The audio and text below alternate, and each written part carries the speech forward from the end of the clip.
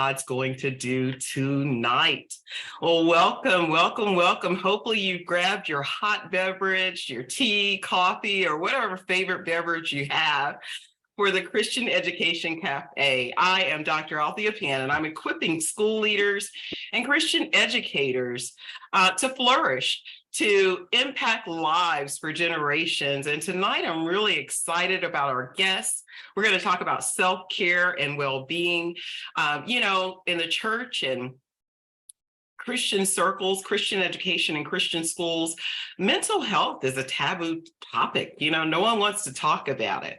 But it's important. Jesus wants us to be really good stewards of our spirits, our souls, and our minds. So I'm really excited about this intro, and I'm going to get ready to jump right into our topic. So I'm going to read this just to do this formal introduction for you. I love you, and I'm just so excited about introducing you.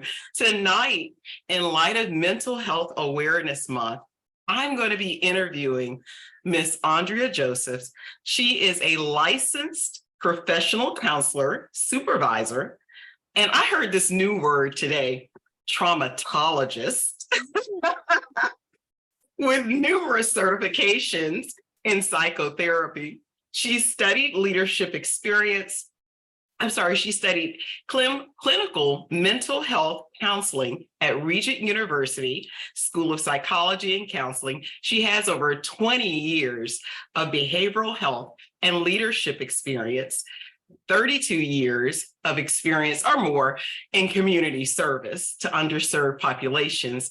She's the mother of 5 daughters. They call her a princess producer, but I call her a princess warrior producer because one of those daughters is a sergeant in the Army, and all of those are spiritual giants for Jesus. She has been in private practice for more than 6 years now. Her scholarly interests are in counseling people with various racial backgrounds, religious and spiritual counseling, and disruptive events. She's been a disruptive event consultant to multiple Fortune 500 companies in the Hamptons Roads area. She's responded to shootings in Virginia. She's just done so many wonderful things, multiple workshop presentations, which earlier this year she presented for our Daughters of Sarah Covenant Women's Group, the prayer gathering, and it was so precious. She shared many resources that I want her to share with you tonight. But I must also mention she and her daughter, Dr. Monica Riffey, they treat ADHD, depression, PTSD, anxiety disorder, bipolar disorder, and a variety of other diagnoses for patients ages 6 and up at Ascend Comprehensive Healthcare in Virginia. It's also known as Ascend 757, and their goal is to help us learn better ways of living, loving, and working well by engaging in safe and collaborative psychological support services. Welcome, Miss Josephs. It's difficult for me to call you that. It's so good to be here. That's because you've known me before all the fancy. That's why you've known me forever, and you're actually a part of the tapestry of my growth and development as a woman, as a Christian, and as a mom. So that's probably why. Absolutely. I'm so proud of you. I don't know what to do. I get so tickled every time I just think about how we met 30 plus years ago when you brought your 2 daughters to my early learning program. And boy, talk about growing in wholeness and well-being. Your journey has been phenomenal. So I'm just going to jump right in here. It's no secret that you're a breast cancer survivor. And one of the things you've openly shared, hallelujah, about that journey to wholeness and awareness, just well-being. Since the time of Moses in the Old Testament, God has provided instruction for care of our bodies and our minds, and we just want to help our friends with that. So my first question for you tonight is, what are some self-care strategies that you suggest for early educators, teachers, school leaders because they're under pressure and their students are under pressure. We really have what's been called a crisis, right? Right. Right. I believe when I think about that, I think, of course, integratively and clinically. I often say, am I a counselor that's a Christian or a Christian and a counselor? I'm both and not either or. And so I feel the same way, about teachers. Again, 5 children.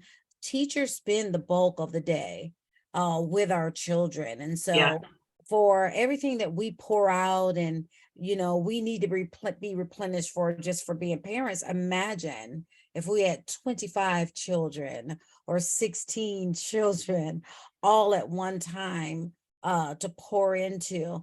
I know it may sound a little bit trite, but there is something to be said about work-life balance. I know we hear it. They'll send us to get the CEUs or the extra educational units about it. But what does that look like when it lives and it breathes in our life and is part of a regular routine, and just not lives and breathes in our life, but lives and breathes out of the abundance of who the Father is. So absolutely. yeah, so he said that I want you to prosper, even as your soul prosper. So when I begin to think about that strategy, I went into teachers, health and professionals, pastors, mental health professionals, first responders. We all have this debt and promise to the community. Like we feel indebted Yeah, almost because yeah, yeah, it's a part of our innate being, it's a part of our call. And so when I yeah. thought about that, I said, um, I want to just be all new, like I've just come up with this new aha like moment. But I was thinking about it today, and the Lord popped in my mind on the seventh day, My God, he rested. So I was absolutely. like, no matter how we fashion it, no matter how we coined it, God designed us to work, yes. He designed us for purpose, but he also designed rest. And that is the only way that our soul can prosper. And I know we think about the tithe. I thought about that earlier today too. Like we give our money, we give a tenth of, but I fashioned in my mind, and one of the strategies I use is so I don't feel like I'm pouring out all day, and that I feel somewhat slighted when it comes to just having quiet time or caring for myself. I give the first tenth of my day to the Wow, Lord. I I tithe love it. You tithe the first tenth of your day to the Lord. that. Wow. I Mhm. always talk about working from a place of rest, but Yes, that's really, just even setting the tone for it, right? Yeah, absolutely, absolutely. And it is biblical for sure, and even if someone listened to us that's, not biblical, you can get to a space. The body is designed even on the circadian rhythm yeah, yeah. to wake up. I'm gonna go ahead and coin myself as country. I was raised in Alabama. I have an internal chicken in my head, rooster. I don't even wake up to an alarm clock still. But there's something about the hours of 3 a.m. to 6 p.m. Those are the strategic hours. The world is kind of quiet. So my biggest strategy is to get up and captivate. You talk about 24 hours a day, it's 24 minutes. Wow, 24 minutes. Andrea, just take 24 minutes and let your thoughts, your mind be honed in on something that is not externally distracting. What does that look at? That is one of my biggest strategies. And I'm pretty sure eventually you get into watches and different things like that. If you look at it from a biblical perspective, that is the fourth watch Yeah, yeah. of prayer between 6 a.m., 3 a.m. and 6, And six. I'm sorry, 6 a.m. and 9. Is it 6 and 9? Yes, I believe it's 6 and 9. No, 3 a.m. to 6 a.m. I'm right. A.m. to 6 a.m. is this time, a watch that we should try to strive to spend that time quietly Yeah. before the Lord, right? Or Yeah. praying or meditating or on the Bible. Yeah. That is one of the biggest strategies Mhm. that I can say that I have. Yeah. Get I up tell you, and go ahead. I'm sorry. No, I didn't mean to interrupt you as my guest, but I was like, I tell you, I agree with you so much that that is important, that time of praise, worship in the morning. I spend more than 24 hours first thing in the morning because it takes that long for me just to get through my heart issues. At night I do that too. I try and go to sleep. So I sleep with I pray before sleep. So I go to sleep with a clean slate. But it's amazing the things I wake up in the morning that the Lord is like revealing to me that I was either worried about, afraid of, had not forgiven or dealt with an emotion or something. It's like fresh in the morning. When I come into his presence, he's like, oh, I want to talk about this thing here. I'm like, oh, I thought we were over that, right? But he wants us to start that day and go into it fresh. Just like when I turn the calendar on my little flip calendar behind me, it starts my day fresh with fresh mercies, new mercies, right? Yes, every day. And I think about it too, that this is the day that the Lord has made. I will. Right? Choose. I will. It's such a matter like of the will. And I have you talked about your calendar, but I have a sign in the window in my office and it says, stress, let's break up. It's just a cute little way. And people come in there and they laugh and it's like, you break up? And I said, yes. And I mean this from such an internal place of depth. And I will look at them, whether they understand what I'm saying or not. And I will say, I will not partner with stress because of the way society is set up. And they give you have 27 hours to live 24-hour a day. Our society is set up to be competitive, fast paced, all those different things. And so another strategy for me is I keep it like before me. I keep the thought that this is what, and I will remind the atmosphere of what I said at 6 a.m. So something will happen and someone will look at me and they say, I know you're frustrated. I said, first, don't call the emotion. I'm not frustrated because I didn't wake up this morning to be frustrated. It wasn't on my agenda. Write that down. So is it a sticky? Is it a stretch? It's a stretch, but it is not stress because I don't want to partner with stress. So just having something in your line of sight, in your workplace to remind you to calibrate your will throughout the day, no matter what comes up, I will. So you reminded me of a book I read one time about the battlefield of the mind, because it's like those words come from your thoughts and they form your behavior, your habits, and all of that. So you're calibrating your mind, your soul, your will, and you're telling it even to bless the Lord and change your emotions even by, I remember someone trying to label my emotions for me and telling me I was frustrated. And I was like, no, I'm kind of disappointed by some things, behaviors or whatever, but I'm not frustrated, because that says frustration comes from like a Latin word. And it talks about how the enemy is like brought chaos to a situation. And I'm like, I'm not speaking that over myself. There's no confusion here. I'm not chaotic. There's kingdom order and shalom and peace, because that's what I'm in agreement with the Lord for. And I'm not going to give that to anyone. Right. Yeah. Right. The other thing I remind myself, as you say that remind me, peace that surpasses all understanding. Right. So those check-ins throughout that strategy of checking in throughout the day is recalibrating me. When I was in cancer treatment, I remember just having just this myriad of things in my head, and you think about all these what ifs that pop in your head. And my daughter, Chloe at the time was staying with me, and she sat me down one day. We were sitting and she said, Mom, I'm going to teach you. You need to learn to catch and release. I said, what is that? What is that? It sounds interesting. I have never forgotten it. It is not, I say to myself, it is not that I want to be religiously delusional, if you will. We're not talking about the spirit in the commune. We're just talking about getting into a bunch of ritualistic things or spiritual failings, as though I've got to please and strive. Sliding is bothering me. That's why us please and strive.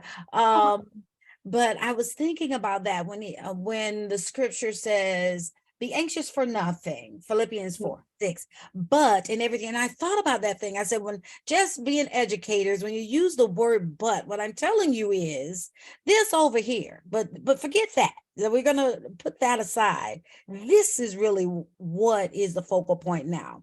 So be anxious for nothing, but so that just told me the Lord knew that we're gonna have these myriad of emotions, and it's I don't have to feel spiritual failing when I Yeah. find myself in a space. But what I need to do is follow what is take tenet and strategy and what follows that but Yeah. in Yeah. everything with prayer and Prayer and supplication. supplication. So I did think about that. So that's that case catch and release. So I call it, I'm not religiously delusional over here. I Yeah. know the Lord knew. He said, but he gave me a strategy. So I'm gonna see it. I see Yeah. To you release.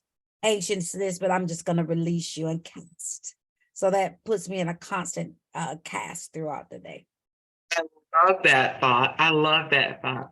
What do you think about mental health and relationships? And, because right now a lot of our teachers are just worn out by relationships. That compassion fatigue is real, right?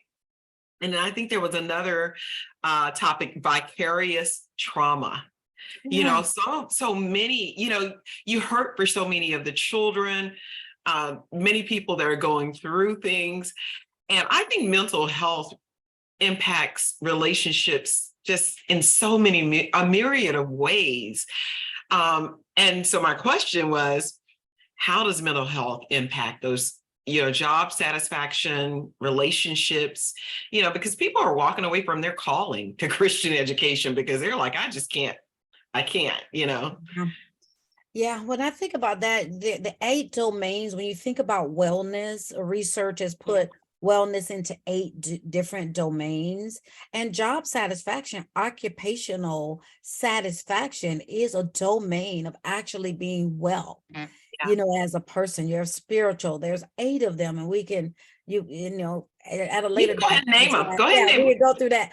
But occupational wellness, and people's like, well, it's just my job. I want to clock in, I want to clock out. And really, it comes to the point of allowing that, working from a place of rest that you were talking about. And with like, what does it look like? I used to always tease because I have Kojic in my background. And when they get up and they want you to get up, they would say, well, rest on your feet. And I was young, I was like, well, how do you rest and you're standing on your feet? Like, that doesn't quite go together. But now that I'm older, it does. It Yeah. does. Like, Yeah. if you're calibrating yourself by putting word against any negative thoughts that were coming, you adjusting your will, then you could be moving. You could be Yeah. doing all those things touched by the I want to say the infirmities. Like, because it's okay. I tell people all the time, like, if someone needed metformin or the diabetes medicine or the blood pressure medicine, we're okay in faith with that. But if they have a emotional wound or a Yeah. mental wound, and for teachers, you have to take into consideration, for teachers, for every child that has a wound Yeah. in themselves or from their home, they bring that with them. And so all of this resides in one space. So teachers are just not teaching, in my opinion, rote memory. They're not just teaching Yeah. course learning. They're dealing with a whole being and Yeah. how those children be, if you will. So if you can't regulate, you can't learn. Absolutely. Absolutely. And we were created for relationship, but that dysregulation makes you want to reject the child or reject the colleague that's acting out. And we have to do the opposite, like Jesus, we talked about practicing the Sabbath. Jesus even left the crowds, but he engaged those that were hurting. He got down on their level, and connected with them. That's the thing, though. I think that is tiring us out because we're not going back to that Sabbath. We're not working from a place of rest, and then we're not constantly checking in with our own selves, saying, "Are we okay?" Yes. Um, Yes. yeah, Or I find out too that we want to help in the altruistic part of us, right? Like Yeah. we want to be here for these children. What if there's no one else to listen? I'm their one constant.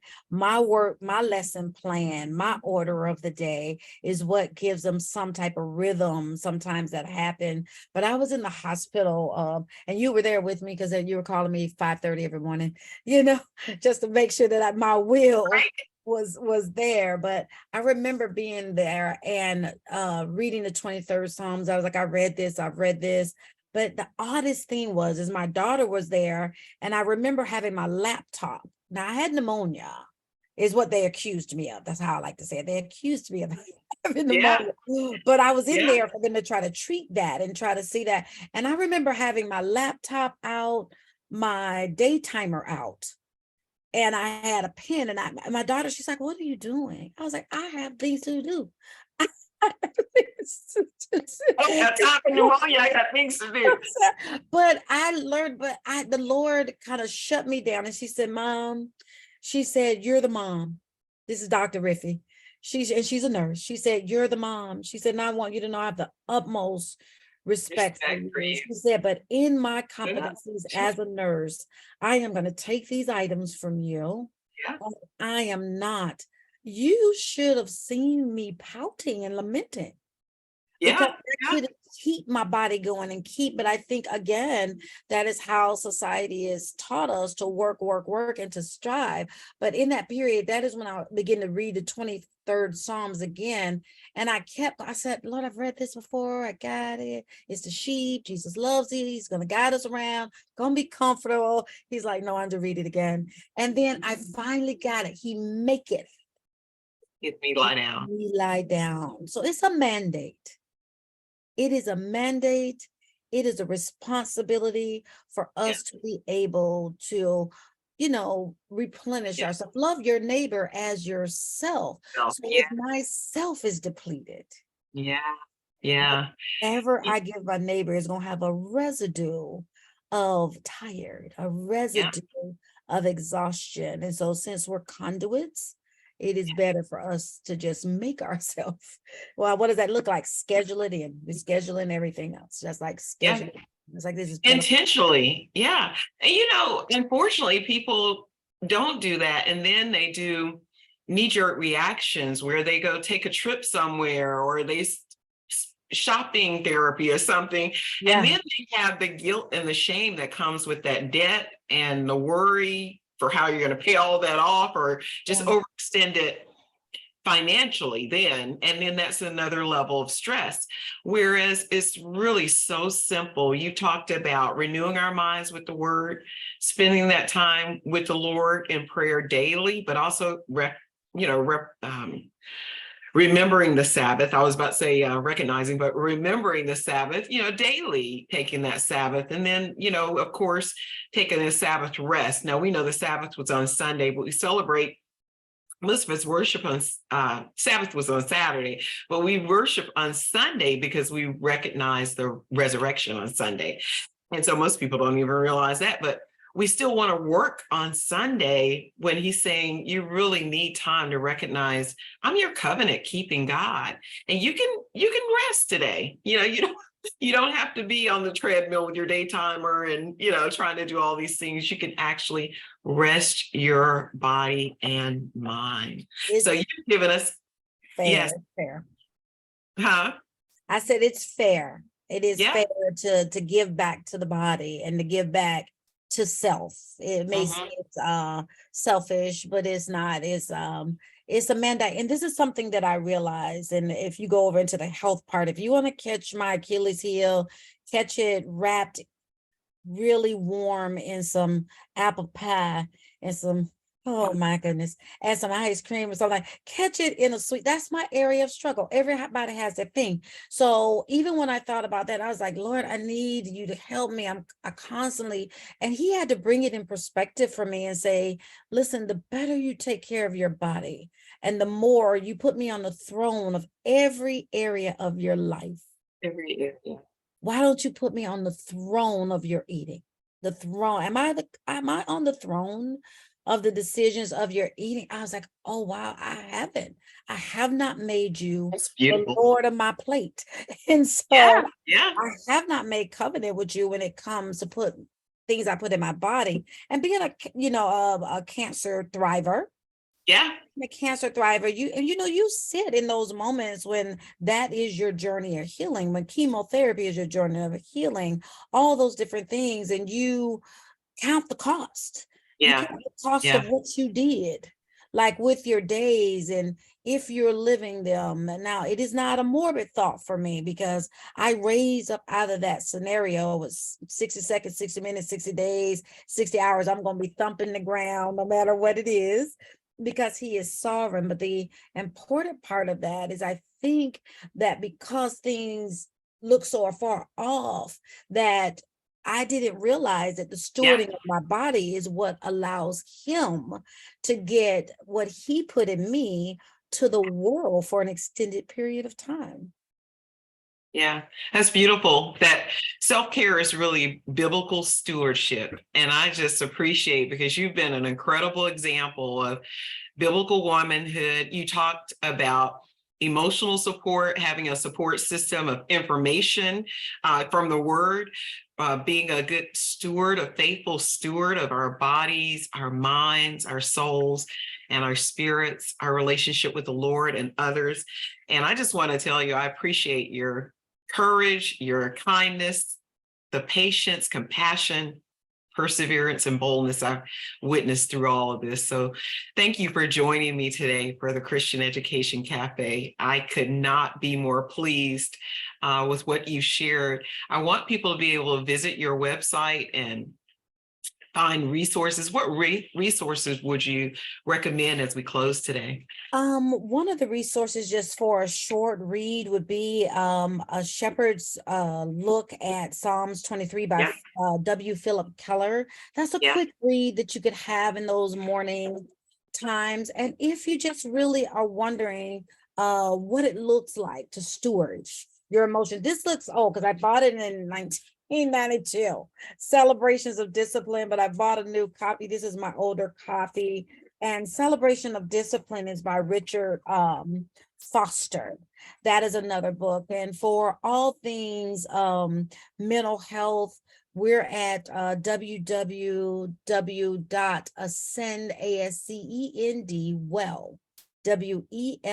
WELL.com. And Dr. Riffy actually named it our practice, and that ascend means from faith to faith, grace to grace, in your glory journey, to glory. glory to glory, in your journey to mental and emotional wellness. Well, thank you so much for joining me today. I really appreciate it. I hope that our listeners found today's conversation informative and encouraging. If you enjoyed this episode of the Christian Education Cafe, please consider leaving a review on your favorite podcast app. This audio version will be posted on Podbean within 24 hours. And don't forget to share this episode with your friends. To learn more about today's guests, upcoming professional development opportunities, and to view my speaking schedule, you can view my website at pennconsulting.org, or just follow me on Facebook or YouTube. Thank you again for listening to the Christian Education Cafe. Until next time, keep cultivating faith development in our youngest learners. Bye-bye.